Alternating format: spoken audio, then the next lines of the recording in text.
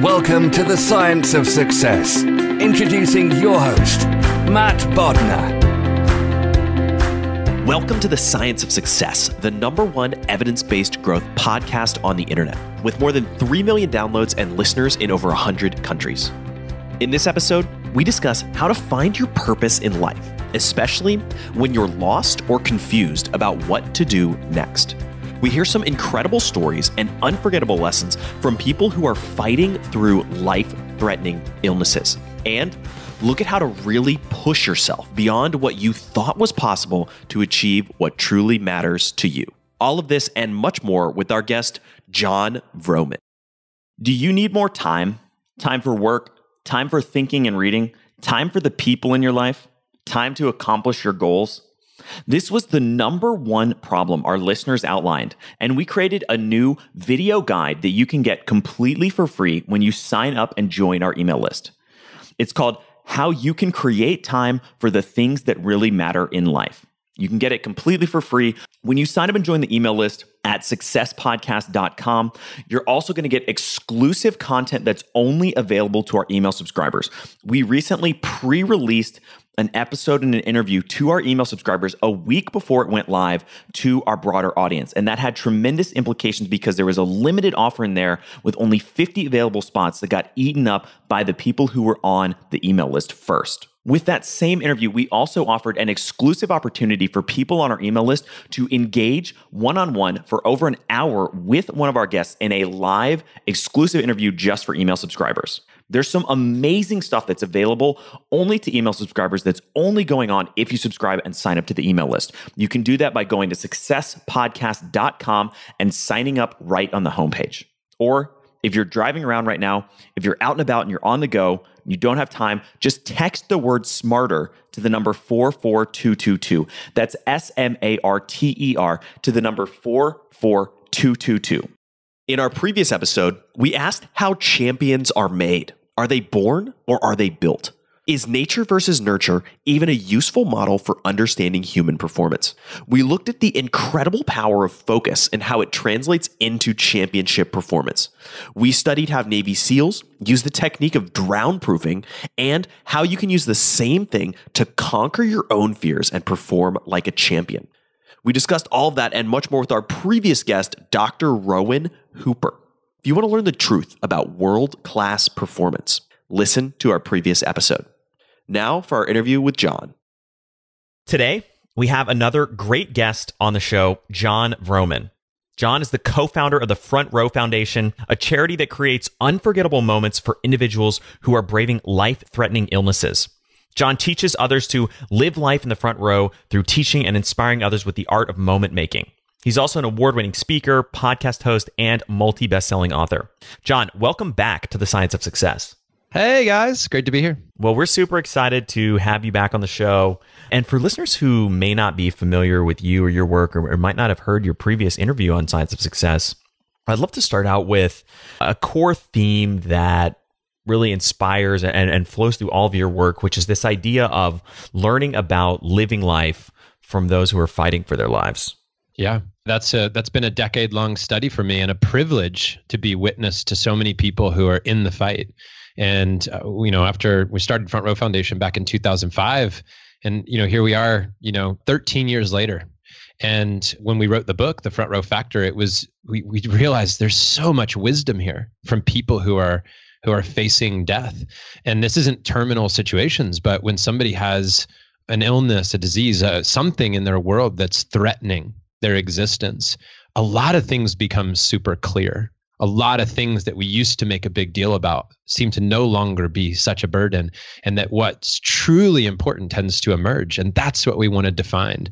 We just had so many opportunities to be in conversation with people that were experiencing that level of focus. And I could actually, I'm a storyteller. That's what I do. Is I'll give you an example of what I mean, because it's not just speaking in theory, right? Like we took a woman on an event one time. Her name was Nikki, and she was battling breast cancer at the time.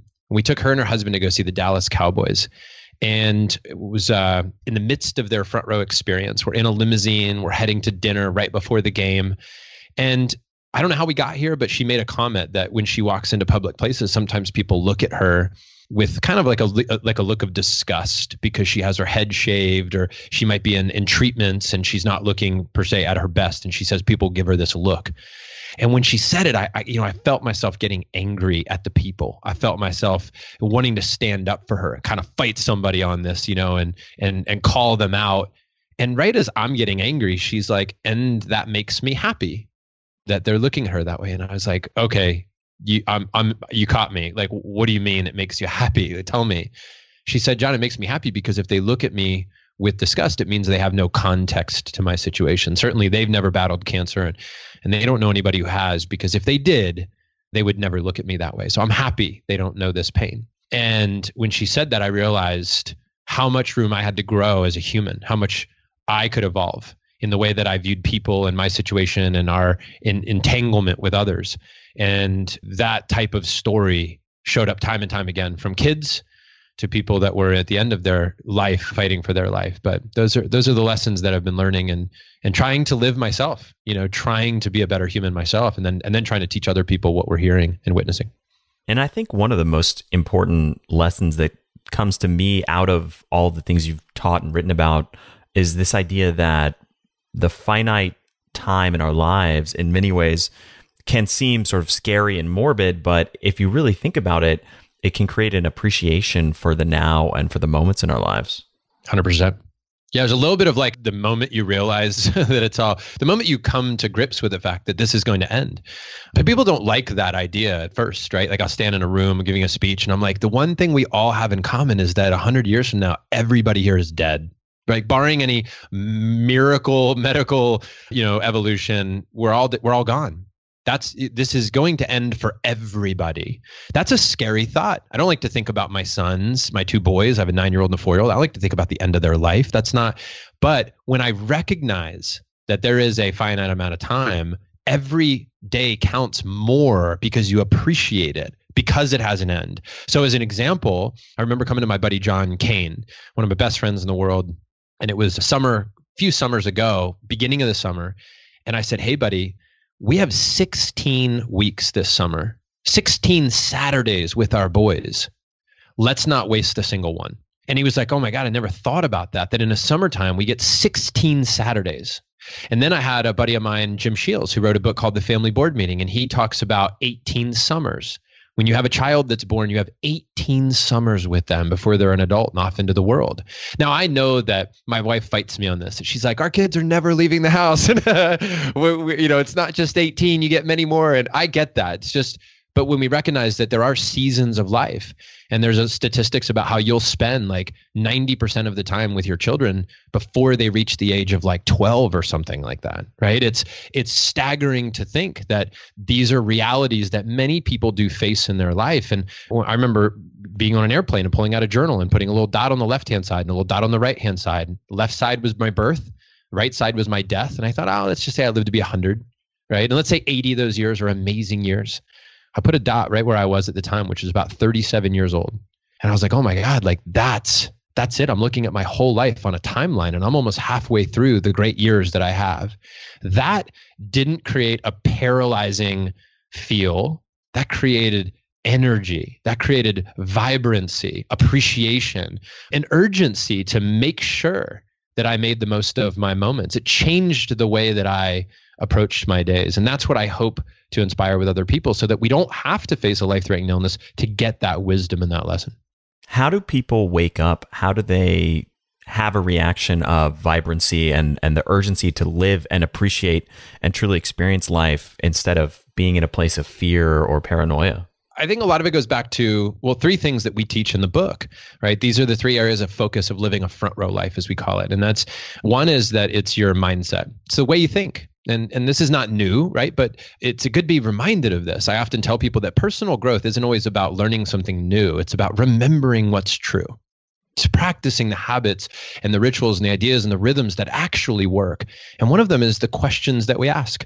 The questions that we ask shape our future. If we ask powerful questions, we get powerful answers. One of our dominant questions of the charity is, how can I consciously create, experience, and celebrate the meaningful moments of life?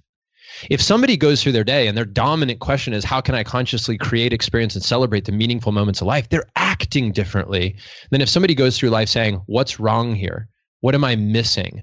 What's not happening in my life that's happening in everybody else's life? Why are they so much further ahead than I am?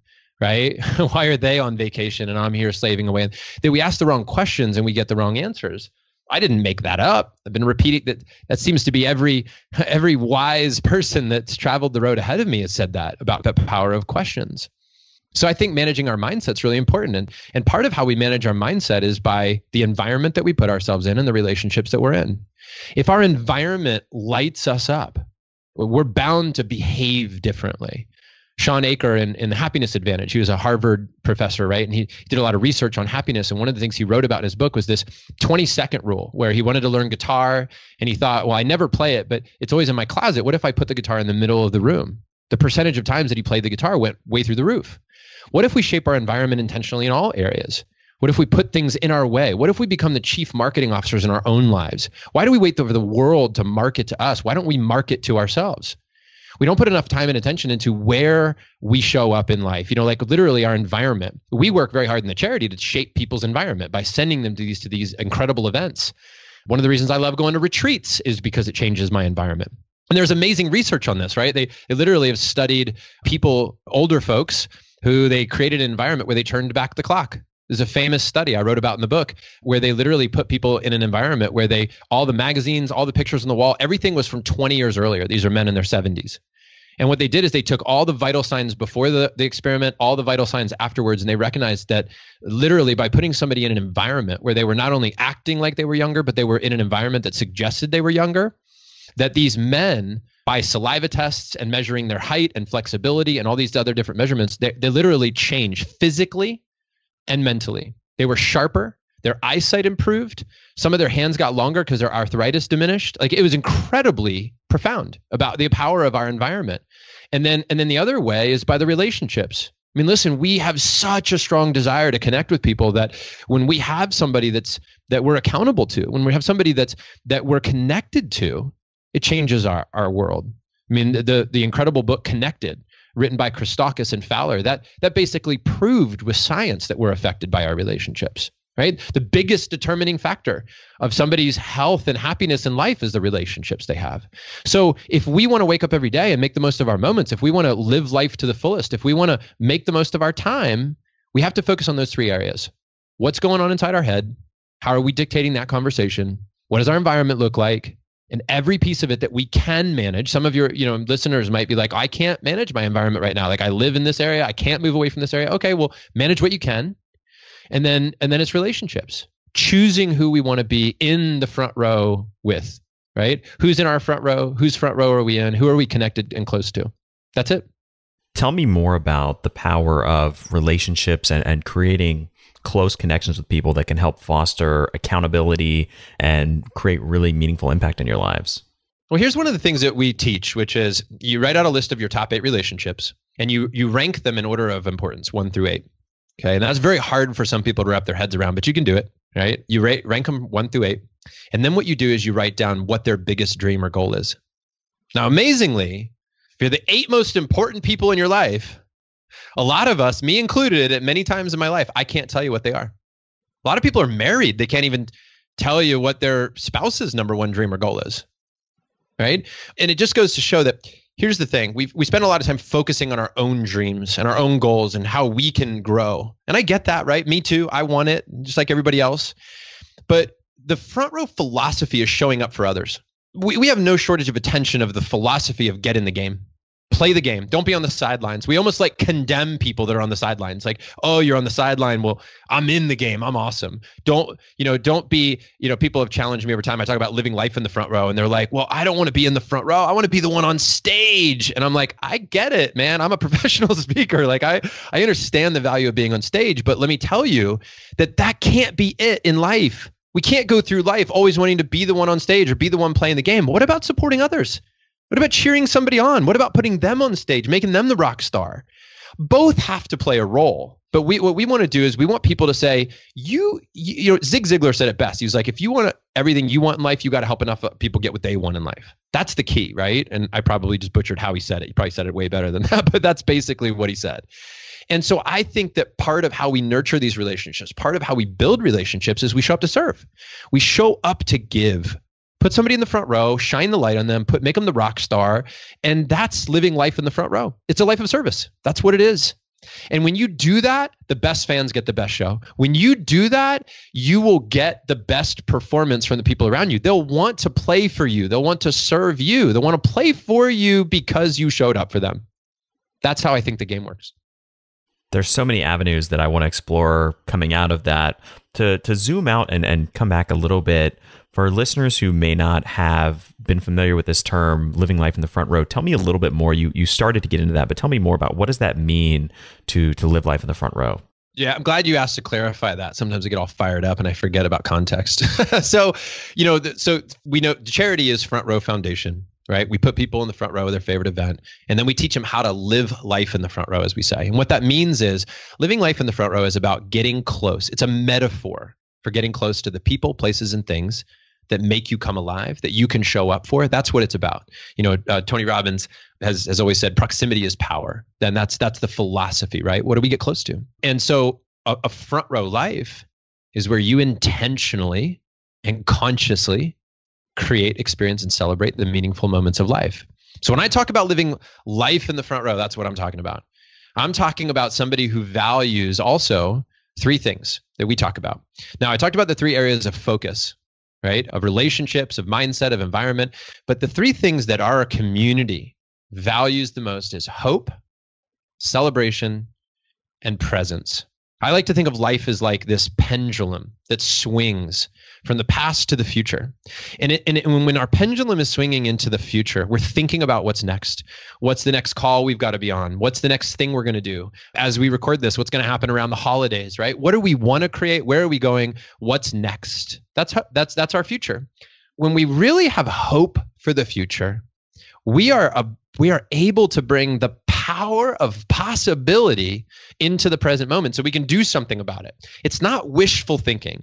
This is not weakness. Hope is very powerful because it creates change. Because when we look into the future and we're excited about something, we know what makes us come alive. We know what we want to create, how we want to serve. It can change how we behave in the moment. People who live life in the front row understand the power of celebration, looking in the past. Right? They understand they can look back and say, what worked? How can I do that again? What's worth celebrating? Some people go through life and they achieve so much success, but they never take time to celebrate it. And they miss out on that really amazing feeling of looking back on the day and saying, what am I grateful for? What were the highlight moments? What were the wins today? Right? That's a huge part of how we feel in the present moment. And there's so much science behind that, right? Talk about Sean Aker, who we were talking about earlier, like his science behind gratitude and looking back and celebrating wins is huge. Massive victories there. You know, in the space of science, saying, how does this affect somebody's chemistry of their body? The chemicals that releases. And then it's being in the present moment. And this, like this pendulum, we're kind of swinging through the present moment. Very hard to be in the moment. Very hard. We can practice it. I mean, even meditation is the practice of coming back to the present moment, right? You get distracted, you come back to it. They go, that's actually meditating, not staying in the present moment, but the art of coming back to it.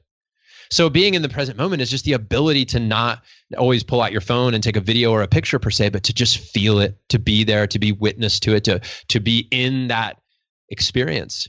And I think that living life in the front row is understanding the power of those three things. And we have countless examples of that in the charity. You talk about hope, people fighting to stand up for the national anthem, you know, at their front row event, working hard weeks and months prior in their physical therapy so they can stand up for the national anthem. That's a power of hope changing how we behave. People on their deathbed, literally days away from losing their life, looking back at photo albums with a smile on their face, celebrating their front row moments, taking the pain away from their present moment because their focus goes elsewhere on the celebration of life and what they've done and experienced. And then this idea of being able to like do something with your moments. Hey, as it's unfolding, as it's happening, how good of a listener are you when someone's talking? That's a great example. That's a front row life. That's a front row skill, listening. A lot of times as a society, we put all the value in what you're saying. And it's ironic because I'm doing a lot of talking right now. But normally in my life, when I'm not on a podcast interview, I'm focused on listening. I'm actually focused on not saying much, but hearing more. And I think that's a front row life. We have a world where we want to talk and we put all this value in the things that you say, the brilliant things you say, right? How you lead. And what about just how you listen to people at times? I think these are ways that we can live a front row life. We went pretty deep in our previous interview into celebration and how to really create celebration in your life. I want to explore a little bit more this idea of hope. And especially, I really like the notion that you shared, this idea that hope is not weakness. Yeah, it kind of sounds a little light. You know, like if you're like, hey, I want to come in and talk to your sales team about hope. They're like, oh, I'd much be more interested in like closing sales, right? Yeah, feels a little light. So tell me more about why hope isn't weakness. Well, I think that hope changes the way we behave. You know, one of my favorite movies, and I don't remember if we talked about this in the previous interview, but Shawshank Redemption, right? And this incredible, if nobody knows what that's about, it's basically about a man who escapes from prison, an innocent man that was put in prison, and he finally escapes. And it was about, the movie to me was about persistence. The movie to me was about being steadfast in your belief that you can see the light at the end of the tunnel, pun intended, right? And for this, in this movie, he gets out. He just suffers and suffers and suffers, and your heart is breaking with this character of the movie. And at the end, you know, when he gets out, and by the way, I don't know whether or not you've seen the movie, but I'm talking to all the people out there who may not have seen the movie. It's like, and as a reminder to those who have, when he gets out, he gets to this one tree and he digs up a kind of a treasure that his cellmate had told him about. And he starts reading a letter. And one of the things is hope is a good thing, maybe the best of things, and good things never die. And I'll never forget hearing that line in the movie. I'll never forget understanding how hope creates in our world this determination and perseverance and gives us this energy to act. And I think that's the difference, right? It's a way of understanding the power of dreams that people have in their life. One of my friends, Matthew Kelly, who's a wonderful author, wrote many books, but one of them is called The Dream Manager. And The Dream Manager is about understanding that as a manager of people, we sometimes underestimate the power of knowing what their dreams are and how their current role in their current job can actually help them to live out their dreams. So on his team, and he's a consultant and works with big companies all over the world, on his team, and what he teaches other people to do is to literally have dream sessions with their teams where people come to a staff meeting with a list of 100 dreams.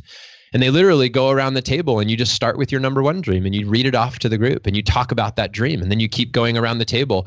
And what's amazing is that people can actually start to help make other people's dreams come to life. And then now that sales team, that team of nurses, or right, that group of accountants, all of a sudden they find more meaning and purpose in their moments because they have hope for the future, and that they can actually find out how what we're doing today, our team, why are we together? Why are we working together? It's not just to do these numbers as an accountant, but it's to actually be in relationship with one another. It's actually to understand what each other's hopes and dreams are and to help each other move forward. That this becomes a vessel, that this work that we do becomes a conduit to our possible future, right? That to me is the magic of hope. Hope is uniting. Hope is collaborative. Hope brings things to life. And I think that's something that we all need. I mean, truly, when a company talks about a 10-year vision, or in Japan and overseas, they talk about the 100-year visions and that companies are creating. Really, what they're talking about is what they're hopeful for. What do they hope happens within their company? And the reason it's in some ways is hope is because nobody controls the future. I mean, look at most plans become archives immediately because we don't know what the future holds for that plan. That's why so many great leaders that I know are like planning beyond like 90 days. You could cast a vision. Yeah, you could be hopeful for things that you could create, but we just don't know what's going to happen. Right? We don't know what's going to happen. So when life is throwing us curveballs, when we're getting punched in the face, when we're in the storm, hope Hope brings us through because it's always a possibility. And who doesn't need that? Who doesn't need to overcome adversity? Every business owner, every parent, everybody. It's not a person on the planet. So on some level, this has to be a role in someone's life, right? This has to be a place. We don't live in the future. I don't live in hope. I just live into it. The whole discussion around dreams and goals and the exercise you shared earlier, I think is really powerful, which is this idea of writing down the dreams and goals of the people who are closest to you. Even thinking about people in my own life, it's amazing how it's so easy to overlook that. And yet there's such a rich ground for engagement and meaning and relationship building if we just wrote that list down and began with that. Yeah. It's so fascinating, even for me, to think about how I'll teach this and then occasionally I'll go, oh, I should probably do what I teach, and I go, oh, I actually need to go back to the basics in my own life. That's why one of my favorite questions always is what dreams are making you come alive right now, right? Like, what are you chasing? What are you hopeful for? If everything worked out, if this year were wildly successful, what would change in your life? Those are the things I want to talk about. That's so much better than what do you do at a party, right? Asking that question, what do you do? It's like, hey, what are you excited about right now? So cool. Lets people take it wherever they want. I'm definitely going to upgrade my cocktail conversation to use that question. Right. Oh, it's so funny. Speaking of that, like I remember years ago, I was at a networking event of some type or personal growth conference. And I never do this, but I did it in the moment where I said to the woman, I go, what do you do? And her response was, oh, I hate that question. I was like, me too. I'm so sorry I asked it. But she gave me the most direct, brutally honest response to that question. I thought it was super funny. And I think it also underscores, you touched on this earlier, but I think it's worth coming back to and exploring the importance of showing up to serve others and to put others oftentimes or many times ahead of yourself, and how that can really create meaning in our lives and help foster and develop incredibly powerful relationships. Yeah, it's true. So something else that you've talked about in the past, and you actually talked about in our previous interview, but we didn't get to go deep on it, and I wanted to come back and explore in this conversation, is the idea of creating fuel for your life, fuel to really help you move forward and be energized and excited about engaging with the world. I'd love to hear a little bit more about how you think about creating kind of that evergreen fuel or energy for yourself. I think fuel is purpose, right? It's the why behind things. And when we started Front Row Foundation, one of the questions that led to the decision to start it was, what are your fears and what are your loves? Right? We thought those are two opposite ends of a spectrum that are very important to explore to understand why you want to do something. So in our case, one of the things that I loved was experiences. I wanted to get to the end of my life and feel like I had made the most of my time, that I didn't just kind of watch the world go by, that I really stepped into it and was a part of it. And I was interested in not just being, somebody that was letting moments happen to me, as much as I was creating those moments with intention. And that my greatest celebrations at that time were times where I really did something epic, and I would tell that story for years. Like I would have a party at my house and I would really work hard to make sure all my friends had a really good time. And I would end up telling that story down the road. We would celebrate that. And I thought there's something there, to life, that these experiences over things, right, was very important. And that's what I would be proud of, is not a life of material possessions that I collected, but experiences that we created. Then the fear was actually just the opposite of that, which is getting to the end and thinking that I didn't do that. My greatest fear was wasting my life. So if I knew that my greatest fear and my greatest love were very complementary of one another, how could I help people who had a life-threatening illness to have perhaps arguably one of the best days of their life ever, and then to let that be a metaphor for how they live every day of their life? And it was actually those questions that led us to the start of Front Row Foundation. And when in the very beginning, we were running an ultra marathon to raise money. Now, I was not a runner. I don't know if we talked about this before, but I had never run more than 3 miles in my whole life. Literally never ran track. I never did it for fun. I never did it for any reason. I never ran more than, most I ever ran was 3 miles one time with my dad when I think I was like 13 or 14 years old. I never forget, he was so blown away that I actually made it 3 miles. But since then, never ran. In fact, I had been in sports and I had some knee stuff, and I used to tell myself, not a runner, have knee problems. And my buddy comes to me and says, let's run a 52-mile ultra marathon. And I remember laughing, being like, dude, you're insane. Like I've never run 10 miles, 5 miles. You want my first marathon to be 52 miles? And then he's like, yeah. And I said, dude, I can't. I got bad knees. And he goes, if you can't, you must. And that moment when your friends say something to you and you're like, I don't have a good comeback for this, but you're right. Like in many ways, like I'm glad that he challenged me. I loved that idea that if you tell yourself you can't do something, maybe that's the thing you need to go do more than anything, right? To overcome that fear and to push beyond that boundary, that limiting belief of your life. So I reluctantly signed up, and then we started training, and, long story short, we ended up doing it. We ended up running 52 miles 16 weeks later. 16 weeks. That's what I trained for, 16 weeks. And it's a much longer story, and I wrote about it in the Front Row Factor book. But I will tell you that what hit me during that run, the most valuable lesson I got from that whole thing, was that I was in excruciating pain at mile 26. I didn't think I could move my foot another step. I had this really bad pain in my right knee, now of which I know is an IT band that was tight. Feels like somebody was stabbing me in my knee every step I took. I was literally on the ground at 26 miles. I was grabbing my leg. I was in tears. I was crying, right? I'm 30 years old. I'm on the ground. I'm crying, grabbing my leg. I'm in so much pain. And then I have this thought. I have this thought about this little girl named Sophie, who we did an event for. Sophie was 4 years old, battling a brain tumor, in and out of surgeries, treatments. We took her to go see Kelly Clarkson. She had an amazing time. Met Kelly Clarkson, pictures hanging like 3 feet from where I stand right now.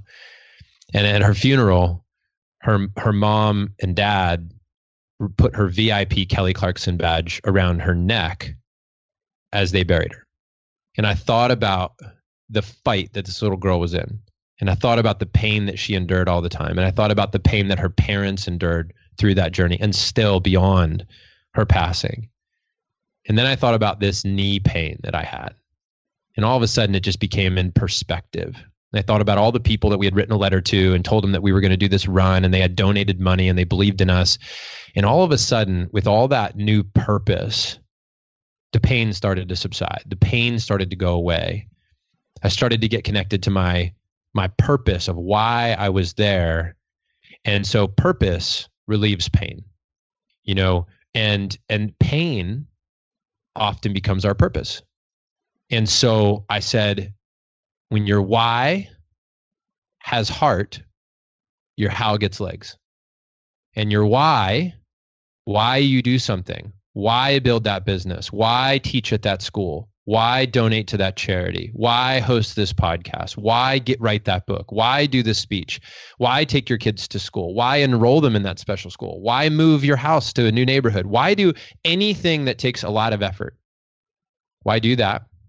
When you're clear about that, when your why has real heart, your how gets legs. How you get that done, you'll always find a way. You don't have to know how. You have to know why to begin. And then you'll figure out how, if you have a big enough reason why. Now, I'm not the first person to ever say it. I'm the first person to say it that way. When your why has heart, your how gets legs. But this is a concept that I'd heard people talk about, and it finally made sense to me. It finally made sense. I've heard people say when your why is strong enough, your how reveals itself. And it just hit me on this run that that's why I needed to move. That if I had a big enough heart, if I could stay connected, if I could hold this image of Sophie, 4 years old, in my mind, if I could hold the image of my donors, if I could hold the image of future recipients of our charity in my mind, that I would then be able to move. And so reluctantly, I moved another 26 miles. But I did it because I had real purpose. And I think that's where we find the fuel. And that's where we find unending fuel, real fuel. And I'm not saying that you can eat garbage food and not sleep, right? And somehow that there's always fuel there. No, you gotta do the other things too. Eat your fruits and veggies, drink a lot of water, get some sleep, reduce stress, the bad stress, not the good stress.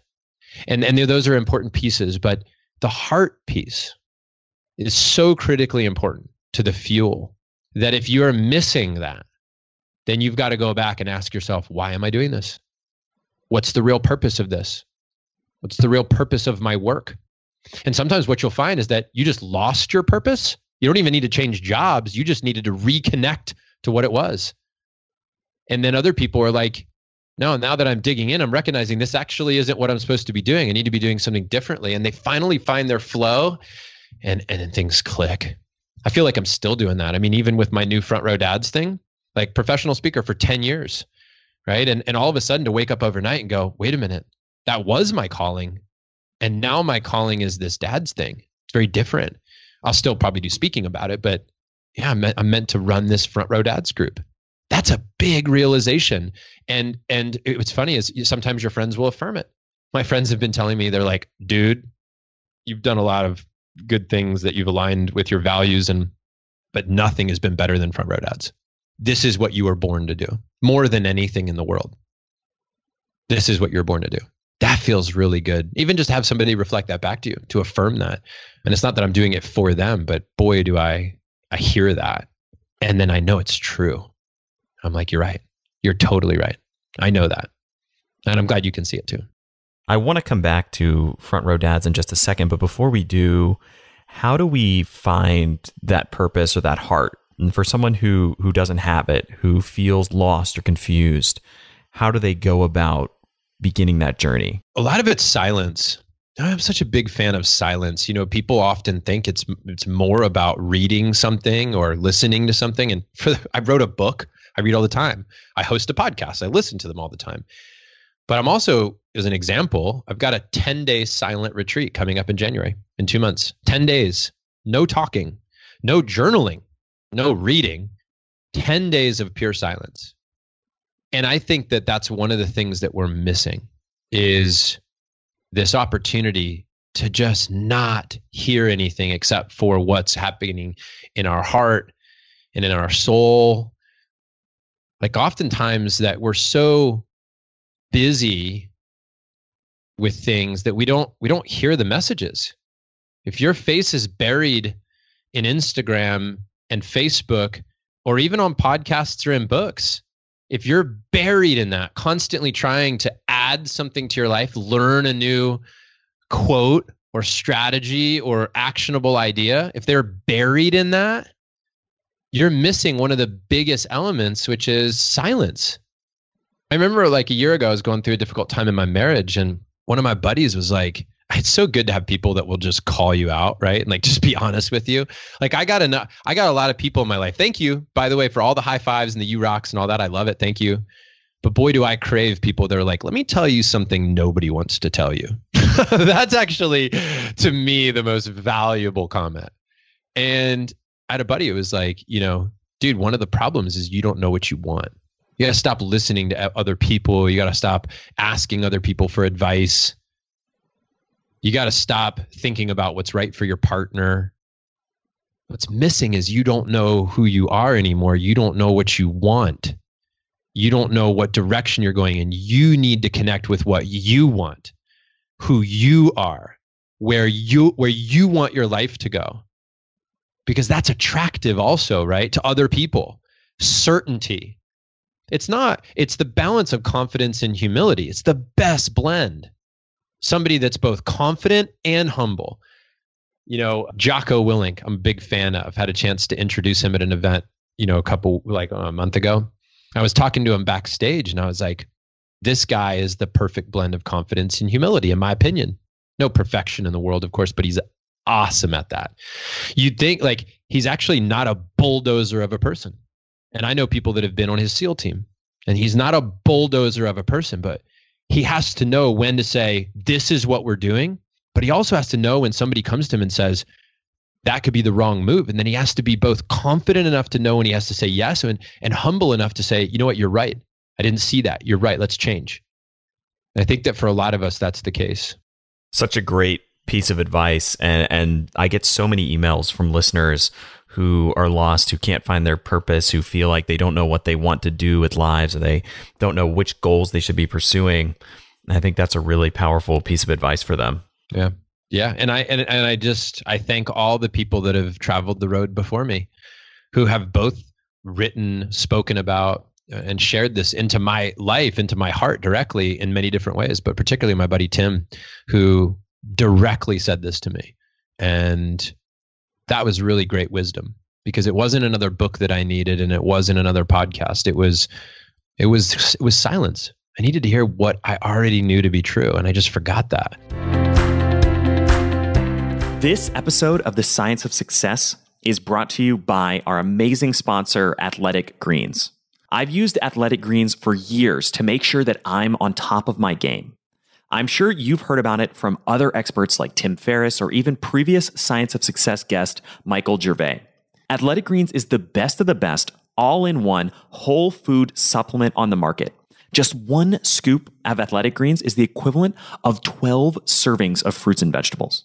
It was developed over 10 years by a team of doctors and nutritionists using 75 whole food sourced ingredients. Athletic Greens helps you fuel up with energy, boost your immunity, supports digestion and gut health, helps you manage stress and promote healthy aging, and much more. Athletic Greens was kind enough to put together a special deal just for Science of Success listeners. They are giving away 20 free travel packs, which is valued at $79 when you make your first purchase. Start 2019 off right and create an epic shift in your health by ordering some Athletic Greens today. You can do that by going to athleticgreens.com/success. That's athleticgreens.com/success to claim your special offer today. I want to come back and spend a little bit of time talking about Front Row Dads and your new initiative to start out. And I know this isn't directly related to fatherhood, but in many ways it is. I'd love to hear the story of your son and when he was rock climbing, and that'll have some lessons for everybody. And then we can talk a little bit about Front Row Dads as well. Yeah. So my son is 4 at the time of this story, and we're living in New Jersey. We take him out to this kind of pop-up park, this festival that was happening in our neighborhood. And they had set up a big rock wall, probably 30 or 40 feet tall. And we were walking by it, and he's like, I want to climb that wall. He's 4. Just want to set the stage again. And I think to myself, there's no way.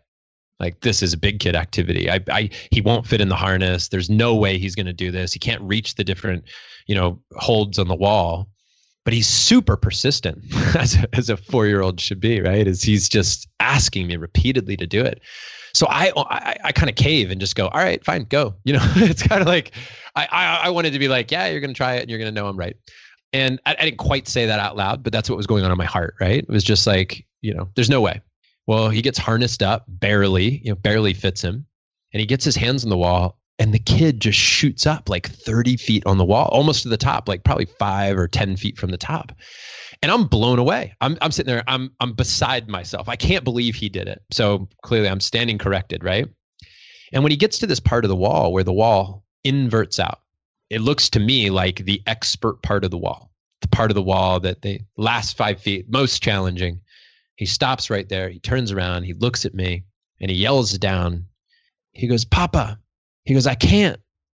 And he's looking up and he's looking down at me, and he's intimidated, and he tries and he can't do it.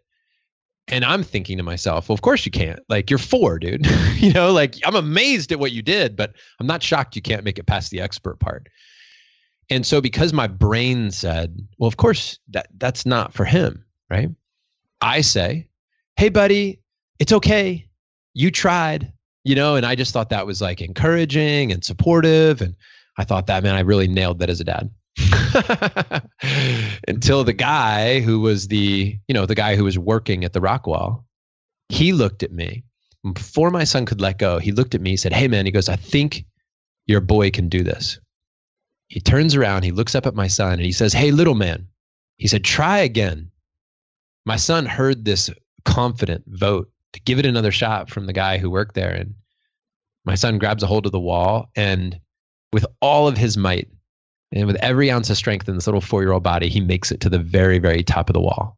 And he smashes his button, and the lights go off, and he's coming down from the wall, and everybody's clapping and cheering, right? This little 4-year-old who just made it to the very top of this wall. And he walks over to me, and I give him a high five. And I'm like, buddy, you did it. I'm blown away. I'm so proud of you. And this guy who's standing next to me, we get to talking, and where he's like, your boy is, I can't believe he did that. He's only 4. And I was like, yeah, it's amazing. And he's like, yeah, that's really amazing. And then as my son's getting the harness taken off, the guy's like, so you live around here? And I'm like, yeah. He goes, what do you do? And I was like, I'm a motivational speaker. And I realized as I say that, how what just happened at this wall was not what a motivational speaker would do. Why was it that I was like, there's no way you can do this. Like, you tried, buddy, but come on down. Why is it that the guy who worked there was the only one who was like, you got this, try again? And I realized in that moment that we often treat other people like we remember them in the past, not as who they've become. And that I'm actually, as a father, more susceptible to that than even a stranger. Because I think of my son as he was when he was 3.5 or 3, or I fail to see, because I see him every day, that he has grown and he has changed. I'm constantly treating him like I remember what his capabilities were. And that I realized as a dad that I need to be hyper vigilant to not let that happen, to not let my own perceptions of my son's abilities stand in the way of his progress in life. And then I started thinking about how I do that on my team. How sometimes like somebody will work, for Front Row Foundation, and I'll think they have these capabilities and I treat them as such. But if they went and worked somewhere else, somebody might give them a job promotion or another title, and all of a sudden they rise to the occasion. I mean, there's a lot of science behind that, right? About studies of teachers who are given classrooms and they say, your classroom's gifted, and the kids perform at such. Hey, your classroom's challenged. Be careful with them. And then they drop in their scores. And in our lives, whether it's being a dad or a husband or a wife or whoever you are, leading a team, part of your community, you have to see what's possible in situations. That's being hopeful for what's next. Right? You have to see possibility, and then you have to believe in that before it even comes true. And I think that's cool. My friend Jeff Woods, who works with Gary Keller and Jay Papasan, they work on a project called The One Thing. Right? And it's a training company and an awesome book. You guys have probably read it. And one of the things he talks about is Gary's definition of what a goal is. And a real goal is to know how to be appropriate in the moment. Like the purpose of a goal is to be appropriate in the moment. And that when we have a vision or a goal, it tells us how we can then act in the moment.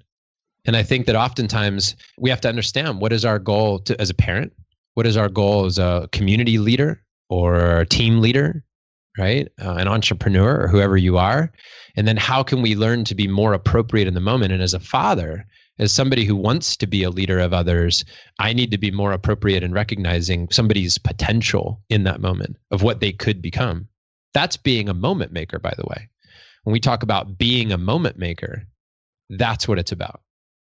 And for listeners who want to dig in on, we went really deep in our previous interview on how to create and make incredible moments in your life. But I want to spend, I know we're running out of time, but I want to spend a couple minutes and hear a little bit more about some of the lessons that you've learned from Front Row Dads. Oh man, this has been the best project yet. 2 years ago, it all started because I didn't think I was an awesome dad and husband. Like I got honest with myself. I was at a party and somebody's like, what do you do? And I started to answer with like what I thought they were asking, which is, speaker, charity thing. And I cut myself off and I answered it how I wanted to answer it, how I wished I'd answered it for years, which is that I'm a father and I'm a husband. But when I'm not doing that, I happen to do these other things on the side. And most people think of themselves, in my case, with my dads, not my dads, but guys that are my demographic, right? These are guys who think of themselves as businessmen with families versus a family man with a business. And so whether you're a man or a dad or whomever, think about how you identify in the world. Like what's really important? Where is your identity? And so for me, one of the most valuable things about Front Row Dads is that this community holds me to the identity of being a family man with a business, not a businessman with a family. We always say these are men with wisdom who are wise enough to know there's more to learn. And that's who I want to be. I want to be surrounded by people who are not only that have wisdom, but are just that have the humility to come in and say, what else can I know? And it's not always about something new. It's something true. So what has the community taught me? countless lessons, but a couple have really been game changers. I shared one with you, and I'll share it with your audience right now. That is that at this retreat that we just had, 33 guys got together for 3 days. I brought in one of my friends, Dr. Kelly Flanagan, to be a guest and to speak and answer questions. And this guy's great. He wrote a book called Lovable. He's fantastic. And Dr. Kelly, or he allows me to call him Kelly, he's talking to the guys. And one of the things that comes up is about shame. This idea of like with our kids and even as dads, how shame shows up in our life. And he gives a great metaphor that I think is valuable for anybody. This is not just for dads, but it certainly applied to us. And here's what he said. He said, I've thought a lot about this like ego that we have, this false self and the true self. And he goes, the way I see it is that we're all born with our true self. That's why my 4-year-old right now can run around naked downstairs and do a dance in the middle of our living room without any fear, because he's born his true self, right? And then what happens is when he starts to go to school or he grows up a little bit, he actually experiences some shame, some pain, and starts to develop a little bit of a false self. And where that, like as an example of that, it's like you don't feel cool enough because you're not wearing the cool clothes or brands or something like that, or you don't have cool sneakers. And you start to feel that who you are as a person isn't enough in the world, and that you need to build a false self to fit in and to be loved and be appreciated and be connected. So we have to get this certain pair of shoes in order to get connected. And we all experience it. It's a natural part of growing up. Right. And to different degrees and different levels, of course, with different people, but we develop this false self. And then what we do is we spend the rest of our life trying to figure out who our true self is again, right? Got to go back to the beginning. Another one of my friends says it's little, like we call it his school. He runs a school. He calls it butterfly, cocoon, butterfly, right? Or butterfly, caterpillar, butterfly. It's like this idea of like they're born a butterfly, free. Then they sort of get into this cocoon, and then they come out butterfly again at the, towards the end when they figure out who they really are. And so what Kelly says, the great metaphor that I think he used was perfect. He said, when we're like, let's say 4th, 5th grade, we start to develop a castle. And these castle walls are like the image that we project to the world. We start to build a protective boundary around us so that people really don't know who we are. And my example of that is like the castle walls are a little bit like clothes, right? We put on clothes to protect ourselves from the world and to project an image to the world of who we are, how we want to be identified. So we build these castle walls. And he goes, that's to protect yourself from other people hurting you. You're not enough. You don't fit in, right? You don't wear the cool clothes. He goes, but then usually a few years later, we actually figure out that we can put cannons on that castle. And these cannons that we put on will allow us to actually go on the offense with people. So before other people can hurt us, we can fire a cannon and hurt them. That might be with a sarcastic remark, right? That's where we can actually attack if we think we're in jeopardy. So we learn that we can do that to protect ourselves or make ourselves feel better, is to put somebody else down or to hurt somebody else before they can hurt us. That's the essence of the canon. And then what we do is in our lives, we actually find that we have a throne. And the throne is a place of righteousness. The throne is actually a place where you're great. You're really good at something. And you can actually sit on that throne and you get to kind of lead your kingdom from there. You could be really good at math. You could be the best writer. You could be really good at sports. When you're out of school, you might find that you're really good at a particular business. And then you get into that and you find your sweet spot and you're just like, I found my throne where I can sort of be right in the world. These are my opinions, my decisions, and this is where our ego likes to live, is in this throne. He says, but then once we have all this, we also recognize that our castle has a drawbridge. And we have this opportunity to put the drawbridge down and to walk out and to be vulnerable with people, to be open and to expose kind of our true selves. And we made the joke at the dad's retreat about like running naked through a field, right? Like this true self. But in all seriousness, it's really about being able to just like drop the guard, drop the guard and just be you. Now, the cool thing of what Dr. Kelly said that I think is really applicable here to everybody is that I actually told Kelly that I actually had shame around the fact that I built a castle.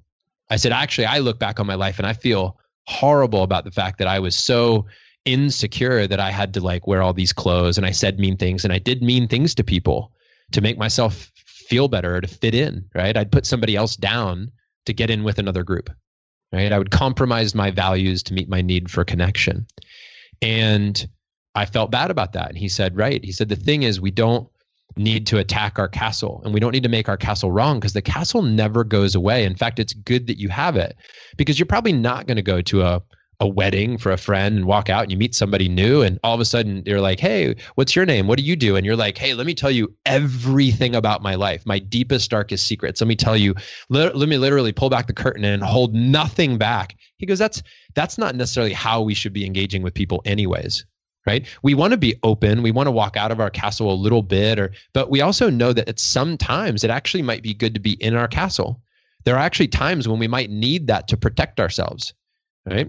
And he goes, the difference is whether or not we know that the castle is there, how to use the castle, how to come out of the castle, and then how we shouldn't make the castle a bad thing, but to understand that everybody has a true self that they're born with. They find a false self, which is their ego, and then they hopefully find their way back to their true self in their life.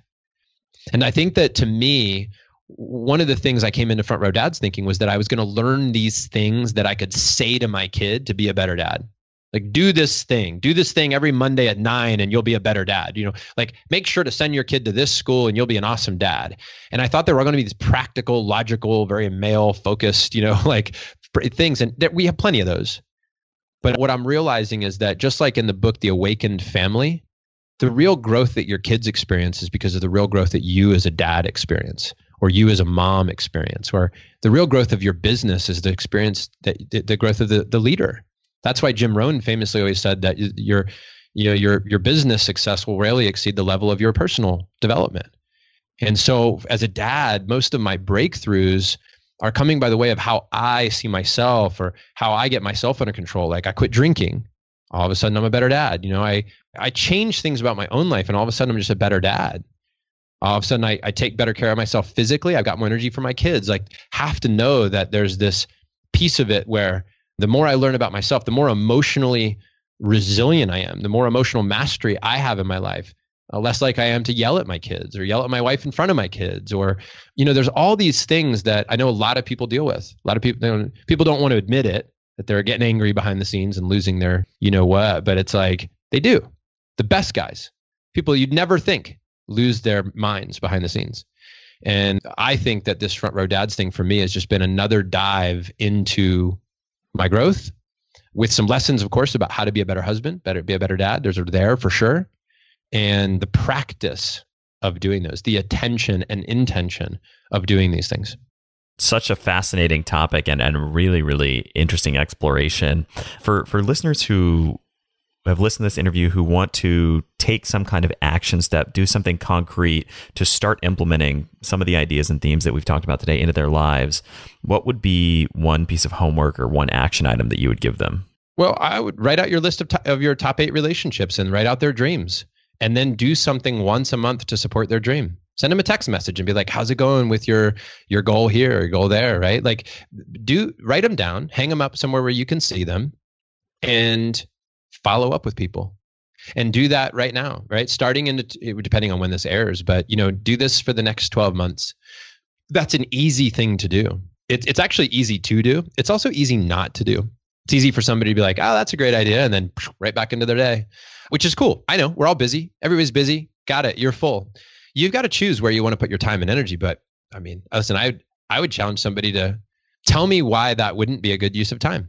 Tell me what's more important than knowing who are the most important relationships in your life and helping support their dreams. Like, tell me where that's not important. Tell me how that's not relevant. And I think it's actually one of the most fulfilling things to do. And don't do it just because you think you're getting social equity. Don't do it just because you want a place to keep score, because 6 months from now, you're going to launch a book and you're going to demand they write you a review, and you did them a favor, so they better do you a favor. Like, that's not the heart behind it. The heart behind it is like, do this with no expectation of anything in return. Do this with no expectation of anybody doing anything in return for you. But do this because it's the right thing to do, supporting people with their dreams. Now, you already know that you help enough people with their dreams and people will be excited to help you with yours. You know that's going to happen, right? But don't let that be the primary motivation here. Of course, that's part of it. Of course, we're all motivated by, hey, look, if I put a lot of good out, it's not a bad thing to feel good too, right? Like, that's not a bad thing. It's just, yeah, do that. That's your action. And for listeners who want to find you and all the things you're working on online, what's the best place for them to do that? Main hub for everything is frontrowfactor.com. That's got, all the stuff is there. But if you want the dad stuff, it's frontrowdads.com, charities, frontrowfoundation.org. But if you want an easy thing to remember, just Front Row Factor. And if you go pump into the internet, Jon Front Row, you'll probably find me. So yeah, and I'd love to serve. We've got the Front Row Factor podcast where we're talking to people who are facing life-threatening illnesses and how do we navigate those very difficult spaces. So, listen, the percentage of people that either battle a life-threatening illness or know somebody who has is through the roof. That would be the podcast for them. And we have our Front Row Dads podcast. So if you are a dad or a dad, then that's a place where we're interviewing epic dads about their journey and what they're learning. Well, Jon, thank you so much for coming on the show, for sharing all these incredible insights and all this wisdom. It's been a pleasure to have you back on The Science of Success. Hey, great to be here, guys. A true honor. Thank you so much. Thank you so much for listening to The Science of Success. We created this show to help you, our listeners, master evidence-based growth. I love hearing from listeners. If you want to reach out, share your story, or just say hi, shoot me an email. My email is matt@successpodcast.com. That's matt@successpodcast.com. I'd love to hear from you, and I read and respond to every single listener email. I'm going to give you 3 reasons why you should sign up for our email list today by going to successpodcast.com, signing up right on the homepage. There's some incredible stuff that's only available to those on the email list, so be sure to sign up, including an exclusive curated weekly email from us called Mindset Monday, which is short, simple, filled with articles, stories, things that we found interesting and fascinating in the world of evidence-based growth in the last week. Next, you're getting an exclusive chance to shape the show, including voting on guests, submitting your own personal questions that we'll ask guests on air, and much more. Lastly, you're going to get a free guide we created based on listener demand, our most popular guide, which is called How to Organize and Remember Everything. You can get it completely for free, along with another surprise bonus guide by signing up and joining the email list today. Again, you can do that at successpodcast.com, sign up right at the homepage, or if you're on the go, just text the word SMARTER, SMARTER, to the number 44222. Remember, the greatest compliment you can give us is a referral to a friend, either live or online. If you enjoyed this episode, please leave us an awesome review and subscribe on iTunes, because that helps boost the algorithm, that helps us move up the iTunes rankings and helps more people discover the science of success. Don't forget, if you want to get all the incredible information we talk about in the show, links, transcripts, everything we discuss, and much more, be sure to check out our show notes. You can get those at successpodcast.com. Just hit the show notes button right at the top. Thanks again, and we'll see you on the next episode of The Science of Success.